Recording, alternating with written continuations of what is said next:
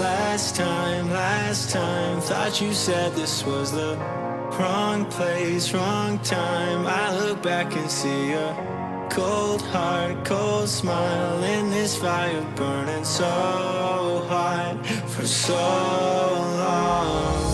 Sometimes I feel like I'm living in my sorrow. 지난번 폴바셋 영상에서 룽고가 아메리카노와 어떻게 다르냐는 댓글을 보고 감동받아서 준비해봤습니다. 근데 그 이전에 머신에 관한 것을 알게 된다면 더 재미있게 영상을 준비할 수 있을 것 같아서 오늘은 에스프레소 머신에 관한 이야기를 먼저 해보려고 합니다. 어떤 카페에 가면 하이엔드급 머신이라고 하는 고가의 머신으로 커피를 내려주는 카페가 있는가 하면 또 어떤 카페에 가면 저렴한 머신으로 커피를 내려주는 카페도 있어요. 그럼 하이엔드급 머신으로 내린 커피가 더 맛있는 걸까요? 그 차이점을 알려면 먼저 커피 맛을 결정하는 요인으로는 어떤 것이 있는지 알아야 되는데요. 커피의 맛을 결정하는 것은 물의 질, 원두가 어떤 종류인지, 원두의 굵기가 적당한지, 물을 뿜어주는 압력, 그리고 물의 온도, 적당한 시간만큼 추출을 했는가 라고 할 수 있는데요. 이 중에서 에스프레소 머신에 의해서 결정되는 것은 물의 온도와 추출 압력, 그리고 추출 시간이라고 할 수 있겠습니다. 포터필터에 꾹 눌러서 담긴 고온 원두가루 사이로 물이 통과하려면 9바 이상의 높은 압력으로 물을 뿜어줘야 되는데요. 요즘은 가정용 에스프레소 머신도 9바 이상의 충분한 압력으로 물을 뿜을 수 있기 때문에 머신들의 압력 차이는 크게 의미가 없고요. 잠깐 압력 이야기가 나와서 말인데요. 에스프레소 머신이 발명되게 된 계기가 있다고 합니다. 커피가 유럽에 전해진 것은 십자군 전쟁 이후이고 1650년 영국에서 지금의 카페라고 할 수 있는 유럽 최초의 커피하우스가 옥스퍼드에서 문을 열게 됩니다. 미국에도 1689년에 보스턴을 시작으로 하나 둘씩 커피하우스가 문을 열면서 유럽과 미국에 커피하우스 열풍이 불기 시작해요. 근데 커피를 우려서 추출하는 시간이 너무 길었어요. 더 많은 커피를 더 빨리 제공하기 위해서 빠르게 커피를 내리는 기구가 필요했고 추출 시간을 단축시킨 다양한 커피 추출 기구가 개발이 되게 되죠. 그 과정에서 높은 압력과 높은 온도로 물을 뿜어내서 빠르게 커피 성분을 추출하는 커피 머신이 발명이 되죠. 1906년에 밀라노 박람회에서 베체라가 자신이 개발한 커피 머신으로 참가를 하게 됩니다. 박람회에서 베체라는 관람객들에게 커피를 제공했는데요. 빠르게 커피를 추출할 수 있는 머신이라는 것을 알리기 위해서 머신에 카페 에스프레소라고 써붙였대요. 그걸 본 사람들이 이 머신을 에스프레소 머신이라고 불렀고 이 머신에서 추출된 커피도 에스프레소라고 부르게 되었다고 하네요. 에스프레소는 원래 빠르다는 의미의 익스프레스에서 유래된 거고요. 다시 돌아와서 하이엔드급 머신과 보통 머신이 압력면에서 별 차이가 없다고 한다면 커피 맛을 결정하게 되는 머신의 기능은 추출수의 온도라고 할 수 있겠습니다.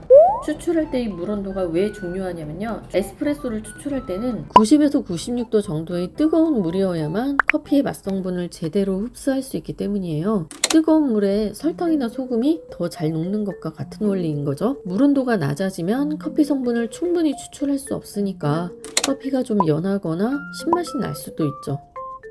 저가형 머신도 90에서 96도의 추출수가 커피를 추출하는 기능은 같은데요. 저가 머신의 보일러는 열 교환기 하나로 온수, 스팀, 추출수를 모두 가열하기 때문에 연속으로 커피를 추출하거나 아니면 커피를 추출하면서 동시에 스팀을 친다거나 하면은 추출수의 온도가 낮아져서 커피의 맛성분을 충분히 흡수하지 못하니까 맛이 연하고 신맛이 날 수 있습니다. 96도 이상의 너무 뜨거운 물로 추출한 커피는 쓴맛이 날 수 있다고 합니다. 사람마다 다르긴 하지만 1950년대에 MIT 공대의 얼 로카트 교수가 조사한 바에 따르면 실제로 대다수의 사람들이 90에서 96도 사이의 물로 추출한 커피를 맛있다고 느낀다는 통계가 있어요. 그러니까 추출수의 온도를 90에서 96도 사이로 유지시켜 줄 수 있는 능력이 에스프레소 머신의 중요한 기능이라고 할 수 있겠죠? 우리가 보통 하이엔드급 머신이라고 하는 것은 온수와 스팀을 만드는 보일러가 따로 장착되어 있는데 이것을 듀얼 보일러라고도 합니다. 보일러가 독립적이고 용량도 크니까 커피를 추출하면서 동시에 스팀을 사용해도 많은 양의 에스프레소를 연속으로 추출을 해도 원하는 농도의 커피를 계속해서 추출할 수 있는 거죠. 1970년에 라마르초코라고 하는 커피 머신 회사가 최초로 머신의 그룹별로 독립적인 보일러를 설치한 에스프레소 머신을 선보였고요. 현재는 라마르초코를 비롯한 달라고르테, 슬레이어 등등 다양한 브랜드의 하이엔드급 머신이 있습니다.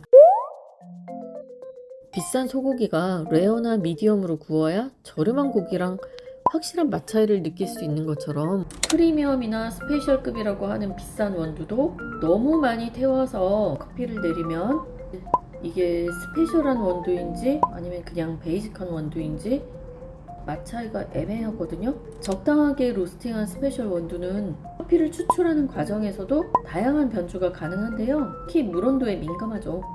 물이 원도를 통과할 때 초반에 추출한 커피는 신맛 성분이, 중반에는 단맛 성분이, 후반 이후에는 계속 쓴맛 성분이 증가하게 돼요.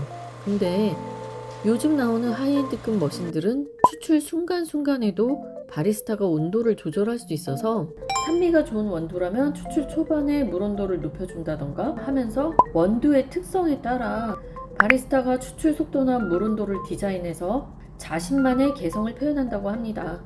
사실 경험이 많은 바리스타도 쉽지 않은 일이라고 하던데.